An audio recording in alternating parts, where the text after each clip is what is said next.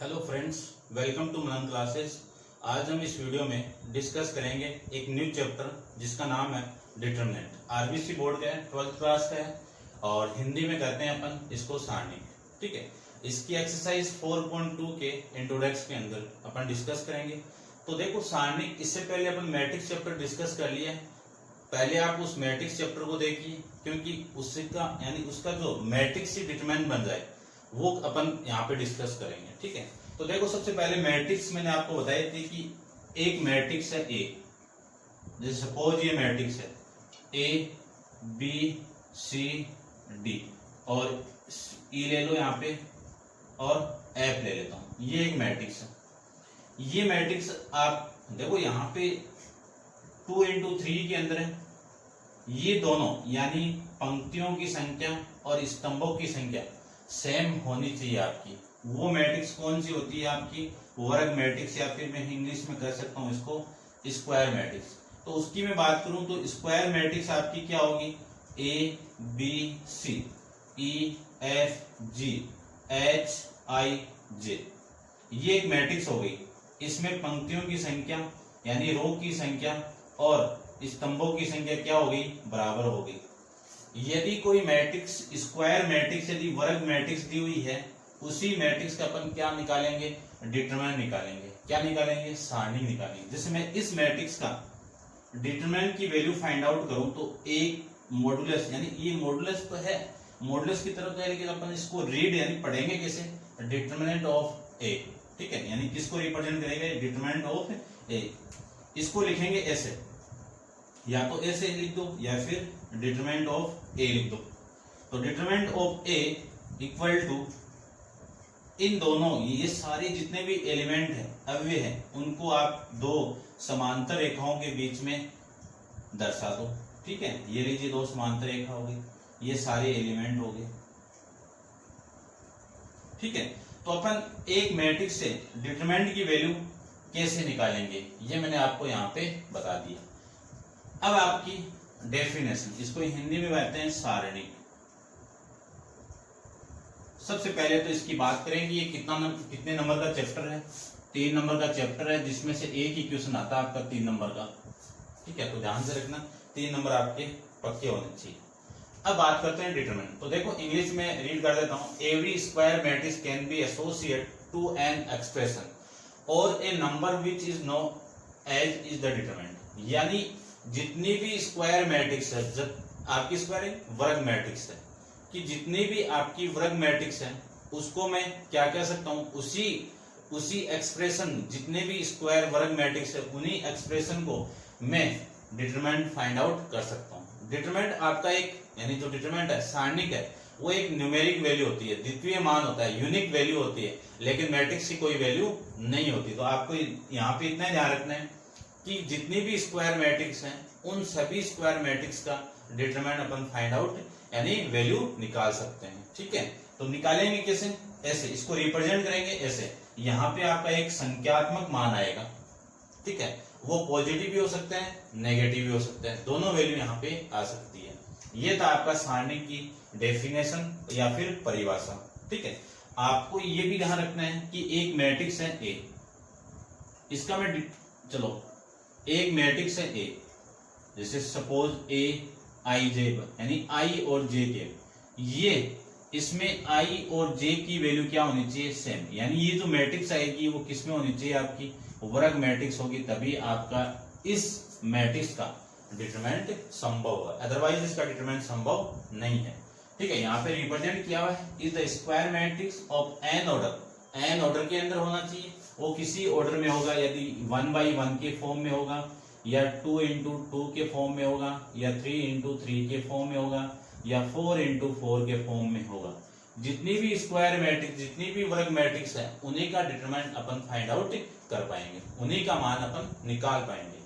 अब अपन बात करेंगे वैल्यू ऑफ डिटरमिनेंट की बात करेंगे। तो इसको मैं रब कर देता हूं। देखो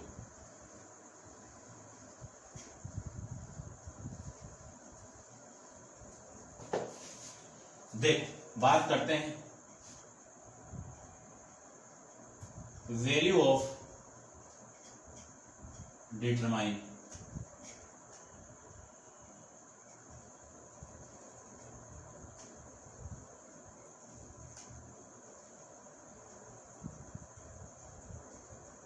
हिंदी में कहेंगे सारणी का मान। ठीक है, 3 टाइप से पढ़ेंगे। इसमें फर्स्ट टाइप है फर्स्ट कोटि, प्रथम कोटि, प्रथम कोटि की आयु में डिटरमाइन करवाना। ठीक है, प्रथम कोटि को मैं 1 ऑर्डर कह सकता हूं। ठीक है, 1 ऑर्डर, ये लीजिए।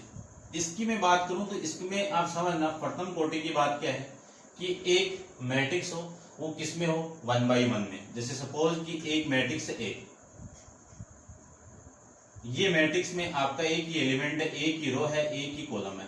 ठीक है, 1 into 1 में है ना, तो ये प्रथम कोटि की होगी कि ऐसी मैट्रिक्स जिसमें एक रो, एक पंक्ति या फिर एक आपकी क्या हो, स्तंभ हो, कॉलम हो, उसको मैं क्या कह सकता हूं, प्रथम कोटि की मैट्रिक्स कह सकता हूं। इसका डिटरमिनेंट में फाइंड आउट करूं तो determinant of A equal to, इसको मैं ऐसे भी लिख सकता हूं, determinant of A equal to, इसी की ये जो वैल्यू है वही आपका क्या आ जाएगा, मान आ जाएगा। ये आपको पता होना चाहिए यहां पे। फिर मैं सेकंड की बात करूं, द्वितीय कोटि की, इसको बोल सकता हूं सेकंड ऑर्डर।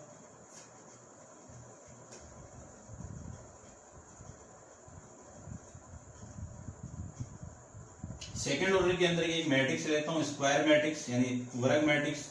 द्वितीय कोटि के अंदर पंक्तियों की संख्या भी 2 हो, स्तंभों की संख्या भी 2 हो। तो देखो A11 एक पंक्ति और स्तंभ का आ गया, फिर A12, A21, A22, ये एक स्क्वायर मैट्रिक्स हो गई। देखो ये आपकी R1 है,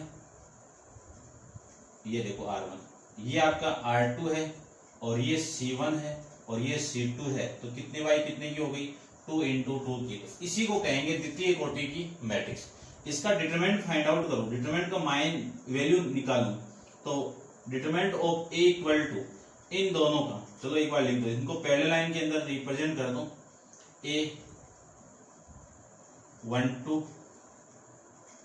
A22, A22, ये आ जाएगा। अब देखो इस पूरी मैट्रिक्स को मैंने पहले लाइन के बीच में रिप्रेजेंट कर दिया, दर्शा दिया। अब इनका मान किस निकालेंगे, इसका मल्टीप्लाई और इसका मल्टीप्लाई करेंगे। तो इन दोनों का मल्टीप्लाई करेंगे तो देखो वैल्यू कितनी आएगी, A11 इंटू A22 माइनस इन दोनों का मल्टीप्लाई A21 कर दो, या ऐसे कर दो, ये की बात है ना, 1 इंटू A12, ये आपकी वैल्यू आ जाएगी डिटरमिनेंट ऑफ A की वैल्यू। ऐसे निकालेंगे, एग्जाम्पल में ले नहीं रहा हूं, अदरवाइज आप एग्जाम्पल ऐसे ले सकते हो। जैसे फॉर एग्जाम्पल लेना चाहूं कि एक मैट्रिक्स है A, जैसे 1 2 0 और 2, ये एक मैट्रिक्स है, इसका डिटरमिनेंट मुझे फाइंड आउट करना है। तो determinant of A equal to 1 2 0 2, ये आ जाएगा। अब इन दोनों का मल्टीप्लाई माइनस इन दोनों का मल्टीप्लाई, इन दोनों का मल्टीप्लाई 1 इंटू 2 माइनस 2 इंटू 0, ये आएगा। तो देखो 2 माइनस 0 आ जाएगा, 2 माइनस 0 की वैल्यू कितनी आ जाएगी, 2 आ जाएगी। ऐसे आप इसको सोल्व कर सकते हो। उसके बाद में मैं तृतीय कोटि की बात करूं, 3 नंबर में बात करेंगे तृतीय कोटि, इंग्लिश में बोल सकते हो आप थर्ड ऑर्डर। ठीक है, इंग्लिश में क्या बोलोगे, थर्ड ऑर्डर। देखिए तो थर्ड ऑर्डर की मैं बात करूं तो एक मैट्रिक्स है A, जिसमें एलिमेंट है A11, A12, A13, A21, A22, A23, A31, A32, A33, ये एक मैट्रिक्स आ गई। इसका डिटरमिनेंट मुझे फाइंड आउट, सबसे पहले तो स्क्वायर मैट्रिक्स है, देखो पंक्तियों की संख्या और स्तंभों की संख्या सेम होगी। ठीक है, तो इसका मैं डिटरमिनेंट फाइंड आउट करूं, determinant of A equal to, पहले लाइन के बीच में रिप्रेजेंट करवा दूं, तो determinant of A11, A12, A13, A21, A22, A23, A31, A32, A33 की बात कर रहे हैं अपन। ठीक है, ये आपका पहले लाइन के ऊपर रिप्रेजेंट। अब देखो इस डिटरमिनेंट की वैल्यू फाइंड करना है आपको, ठीक है। तो इसमें पंक्ति कितनी है, 1 2 3 है, तो किसी भी पंक्ति को लेके आप इसका मान निकाल सकते हो, किसी भी स्तंभ को लेके इसका मान आप निकाल सकते हो, ठीक है। काम क्या आएगा आपके, ये साइन काम आएंगे। तो यहाँ पे मैं साइन भी रिप्रेजेंट कर देता हूँ, देखो यहां से स्टार्ट करो, प्लस अल्टरनेट साइन, यानी एक के बाद एक चेंज होगा, plus minus plus minus plus minus plus minus plus. अब आपको ये साइन दिख गए होंगे, ये साइन आपको माइंड में रखने हैं और ये साइन इन्हीं पे है, ठीक है, कि ये जो आपकी वैल्यू है A11, ये आपका पॉजिटिव है, ये आपका नेगेटिव है, ये पॉजिटिव है, ये नेगेटिव है, ये पॉजिटिव है, ये नेगेटिव है, ये पॉजिटिव है, ये नेगेटिव, ये पॉजिटिव है, कि इसको मैं पंक्ति फर्स्ट के रेस्पेक्ट के अंदर, यानी पंक्ति फर्स्ट के सापेक्ष के अंदर मैं सोल्व करूंगा तो ये साइन चलेंगे, पंक्ति सेकंड के रेस्पेक्ट में इसको सोल्व करूंगा तो ये वाले साइन चलेंगे, पंक्ति थर्ड के सापेक्ष में सोल्व करूंगा तो ये प्लस माइनस प्लस चलेंगे, इस कॉलम के रेस्पेक्ट में चलेंगे तो ये चलेंगे, ठीक है। ये माइंड में रखना है। देखो सोल्व करते हैं, डिटरमिनेंट ऑफ ए की वैल्यू में निकालूं तो सबसे पहले A11, इसके आगे साइन क्या है, प्लस है, तो यहाँ पे प्लस आ जाएगा। अब आपको करना क्या है, इस पूरी रो को कैंसिल आउट करो और इस कॉलम को कैंसिल करो, बच्ची कौन सी वैल्यू, इनको लिख दो, A22 A23, ध्यान से देख लेना, एक क्वेश्चन डायरेक्ट पूछा जाता है, ये वैल्यू आ जाएगी, ठीक है। अब मैं बात करूं कि इस, यानी मैं क्या कर रहा हूं, इस पंक्ति के सापेक्ष के अंदर, यहाँ पे लिखो तो लिख दो, एक बार आप लिख दो आप, ठीक है ना। देखो ये मैं आप नोट डाउन कर लेना, इसको रब कर देता हूं, क्या लिखोगी, पंक्ति R1 के सापेक्ष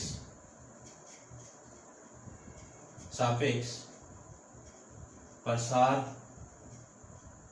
करने पर, R1 के सापेक्ष कर रहा हूं तो R1 आपकी ये है, तो देखो A डिटरमिनेंट ऑफ A की वैल्यू कितनी आएगी, A11 A22 A23 A31 32 और A33, ये वैल्यू आ जाएगी। उसके बाद में इसके नेक्स्ट वाला एलिमेंट ये है, तो ये तो हो गया आपका एलिमेंट, इससे पहले साइन क्या आपका नेगेटिव। अब एलिमेंट, अब आपको करना है क्या है, इस रो को छोड़िए और इस कॉलम को छोड़िए, बच्चे कौन कौन से एलिमेंट, ये दोनों A21 A31, फिर A23 A33, ये एलिमेंट बच गए। उसके बाद में इसकी बात करूं तो यहाँ पे देखो साइन कौन सा है, प्लस A13, एलिमेंट आपको क्या करना है, इस पंक्ति को छोड़ो, इस कॉलम को छोड़ो, एलिमेंट कौन कौन से बच्चे, A21 A22 A31 A32, ये एलिमेंट बचते हैं। अब देखो सोल्व करते हैं, A11, इन दोनों का मल्टीप्लाई माइनस इन दोनों का मल्टीप्लाई, तो A22 A33 minus A32 A23, ये आ जाएगा। इसको सोल्व करूं तो माइनस A12, इन दोनों को सोल्व करो, कितना आएगा, A21 इंटू A33, इन दोनों को सोल्व करो, माइनस A31 A23, ये आ जाएगा। उसके बाद प्लस, ये प्लस लीजिए, A13, इन दोनों को सोल्व करें तो ये minus A21 A32 minus A31 A22, ठीक है, ये वैल्यू सही है, ठीक है, ये वैल्यू आ जाएगी आपकी, क्लियर बात। अब मैं इस वैल्यू इसके साथ मल्टीप्लाई, इसका इसके साथ मल्टीप्लाई, इसका इसके साथ मल्टीप्लाई कर देता हूं, तो A11 A22 A33 minus A11 A32 A23, इसको मैं अंदर मल्टीप्लाई करूं तो माइनस A12 A21 A33, ये माइनस इसके साथ मल्टीप्लाई होगा तो A12 A31 A23, ये आ जाएगा। इस प्लस A13 को मैं अंदर मल्टीप्लाई करूं तो प्लस A13 A21 A32, इसको मैं अंदर मल्टीप्लाई करूं तो माइनस A13 A31 A22, ये वैल्यू आपकी यहाँ से किसकी वैल्यू आ जाएगी, डिटरमिनेंट ऑफ A की वैल्यू यहाँ से आ जाएगी, क्लियर बात। ये था आपका सारणी का मान अपन कैसे निकालेंगे, ठीक है। एग्जांपल ले लेते हैं इसका, देखिए ध्यान से, छोटा सा एक एग्जांपल ले लेता हूं मैं यहाँ पे।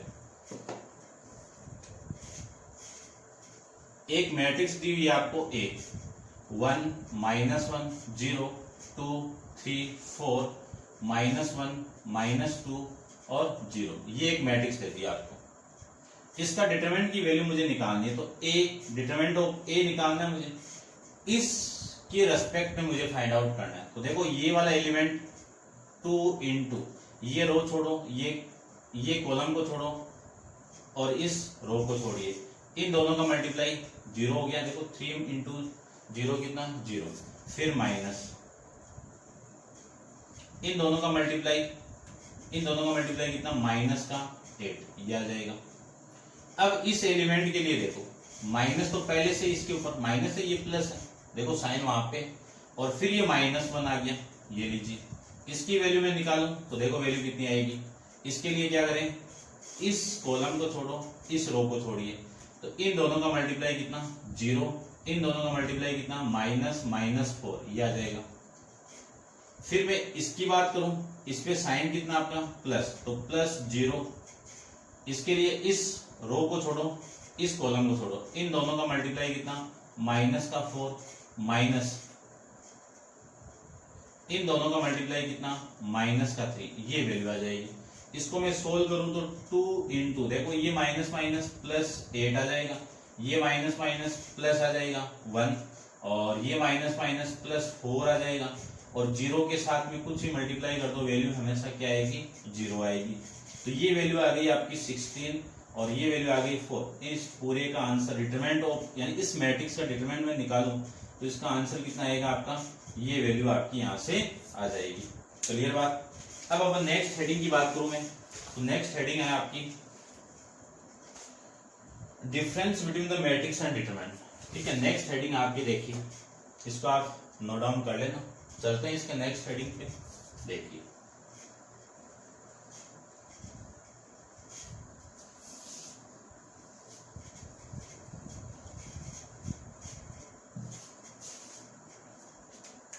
नेक्स्ट हेडिंग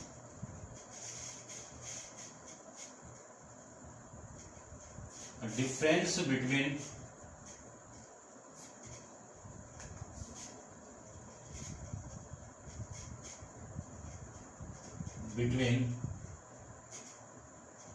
मैट्रिक्स एंड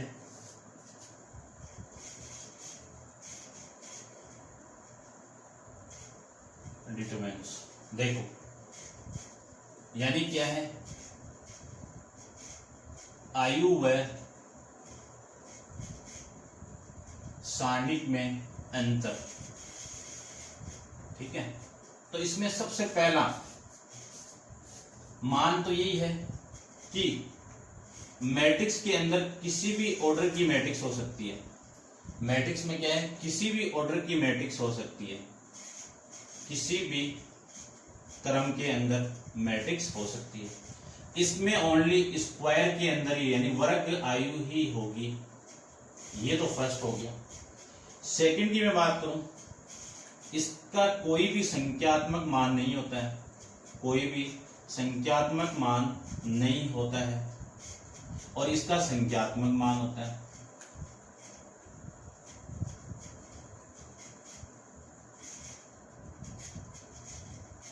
ठीक है, उसके बाद में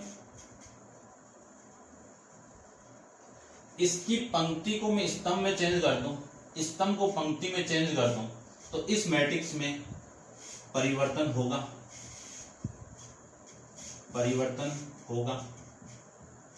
और इसकी पंक्ति व स्तंभ को चेंज कर दूं और मैं वैल्यू फाइंड आउट करूं तो परिवर्तन कुछ भी नहीं होगा, परिवर्तन नहीं होगा।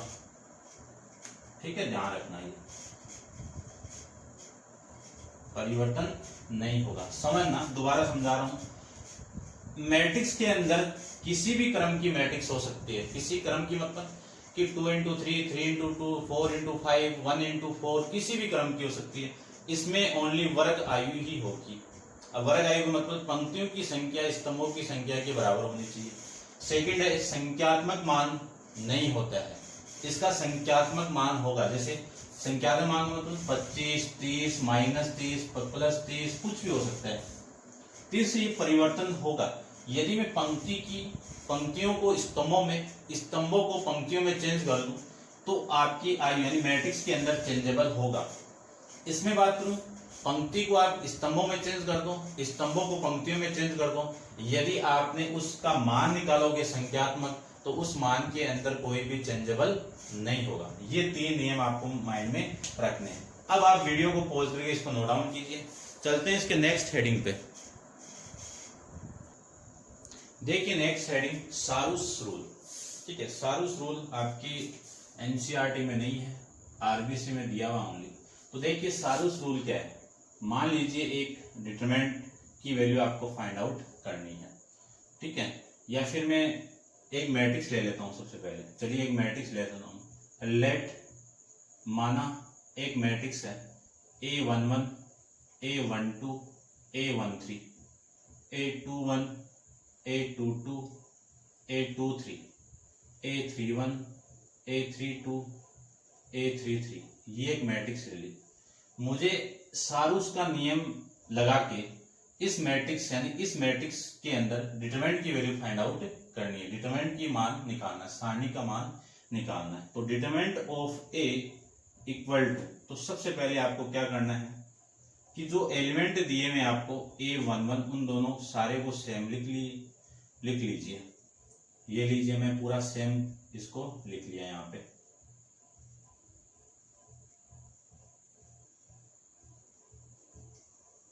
ठीक है, समझ गए होंगे आप, ठीक है ना। ये लीजिए, अब आपको क्या करना है, ये दोनों कॉलम सेम लिखने हैं यहाँ पे। तो देखो दोनों कॉलम को सेम कर देता हूं।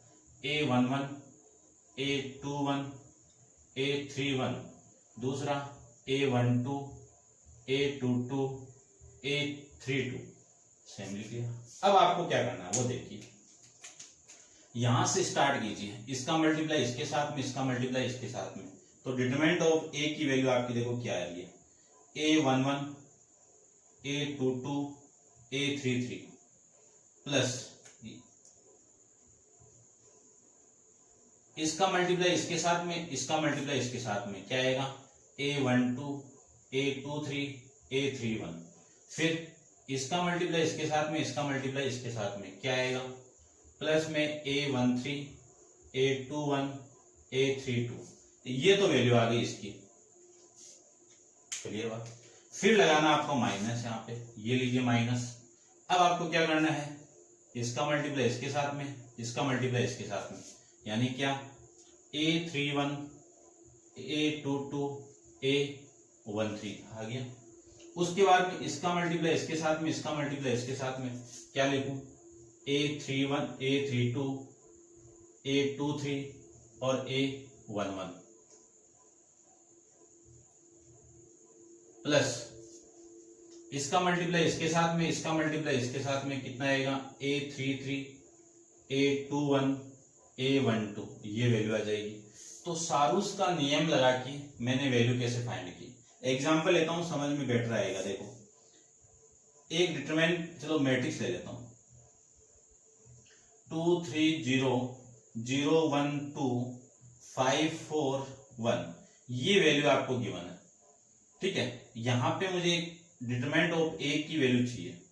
तो देखो 2 3 4 0 1 2 5 4 1,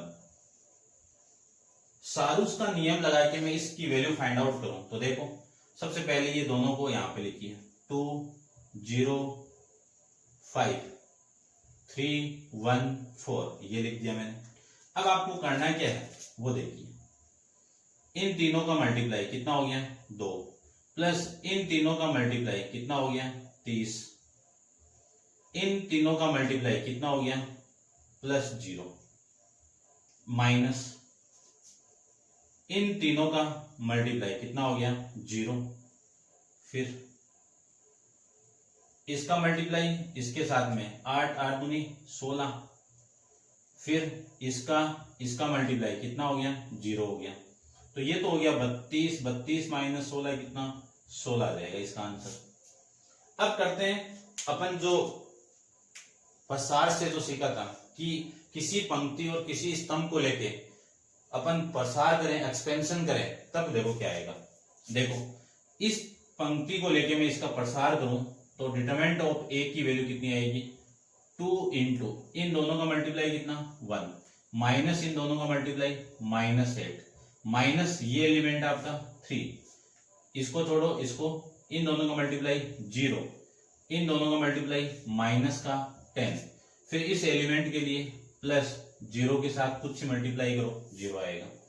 देखो 2 ये कितना माइनस का 7, ये कितना आएगा माइनस का 7, फिर इनको मैं ऐड कर दूं तो देखो ये माइनस इस माइनस से मल्टीप्लाई होगा तो प्लस ये कितना आपका 30, तो ये हो गया 60, ये -7 है, -16 14 प्लस का 30 माइनस 14 कितना 16। देखो आंसर वही आ रहा है, कैसे ही कर लो लेकिन करना आप ऐसे ही, ठीक है। इसमें थोड़ा सा लंबा हो जाता है और आपकी मर्जी है। ये था आपका सारूस का नियम। अब अपन डिस्कस करते हैं नेक्स्ट हेडिंग। देखिए इंपॉर्टेंट है, एग्जाम में क्वेश्चन पूछा जाता है वहां से, तो आपको माइंड में रखना है। नेक्स्ट हेडिंग आपकी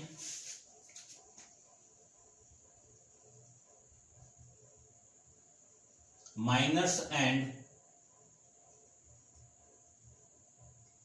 कोफैक्टर्स ऑफ ए डिटरमिनेंट।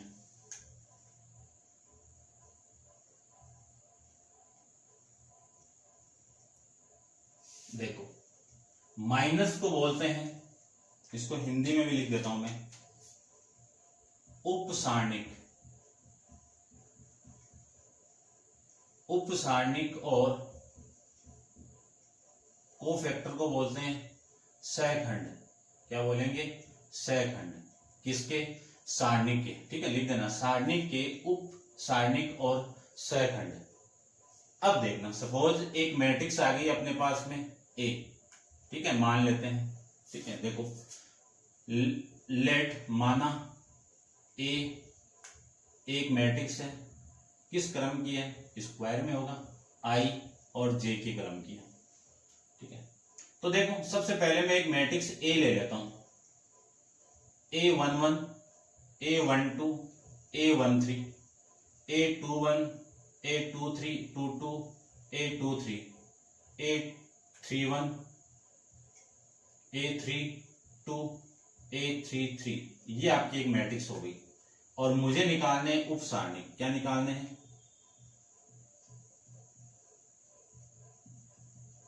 उप सारणिक निकालने हैं हर एलिमेंट का। तो ये हर एलिमेंट का निकलेगा। तो देखो सबसे पहले मैं इस एलिमेंट का यानी क्या अव्यय A11 का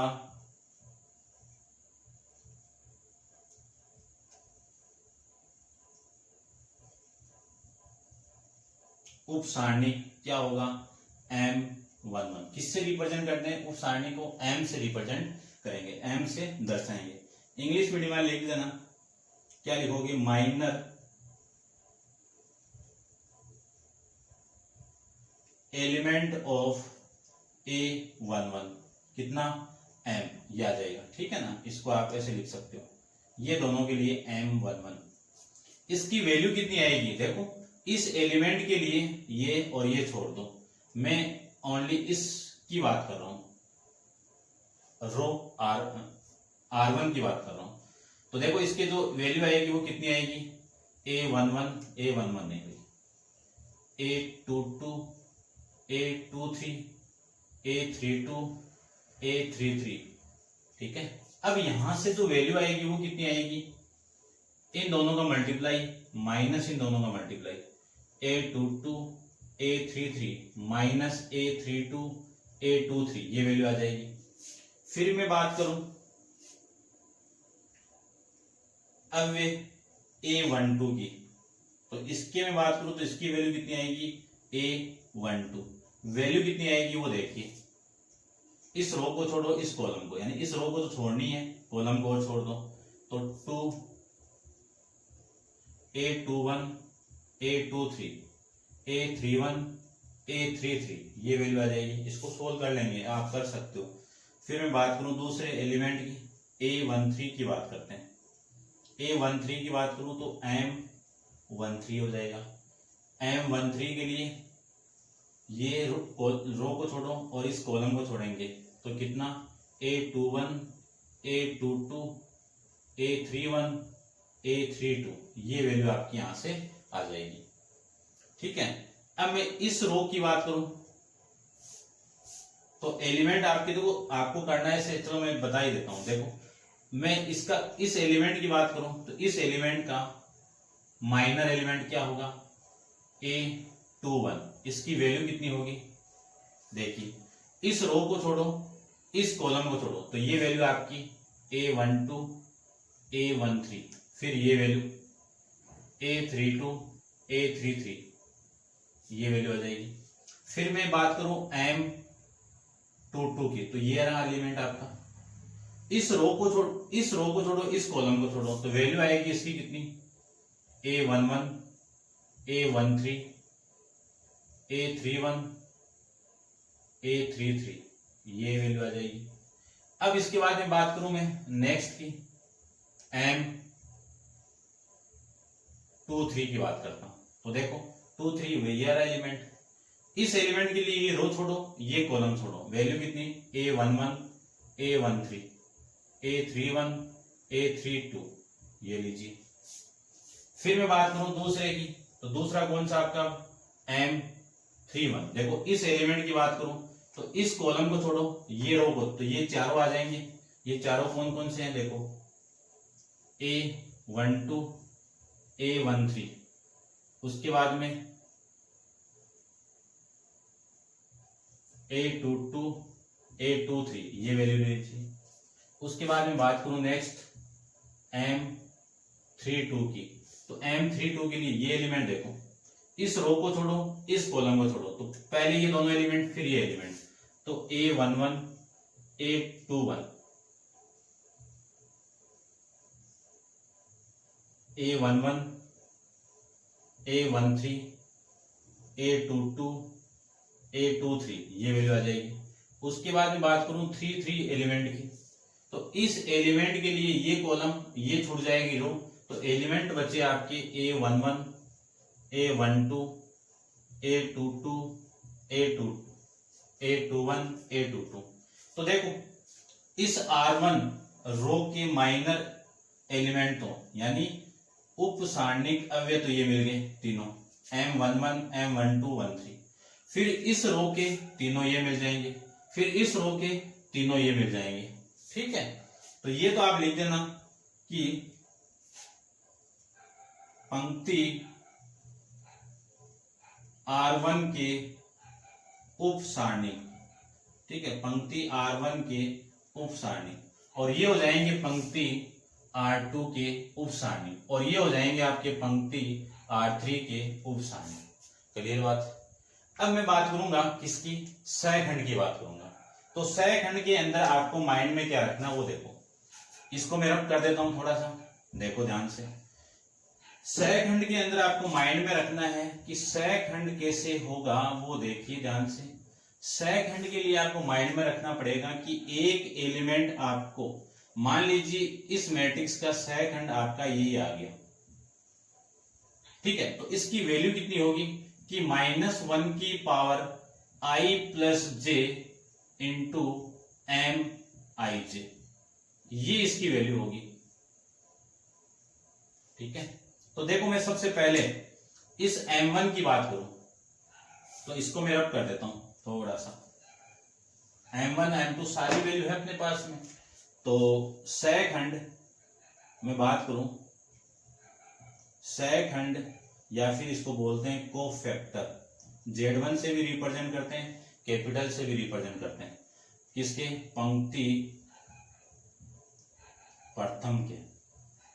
ठीक है, तो देखो पंक्ति प्रथम के सहखंड की बात करूं तो A11 हो गया, तो इस A11 की वैल्यू कितनी होगी, -1 की पावर 1 प्लस 1 और फिर M11, ये तो आएगा।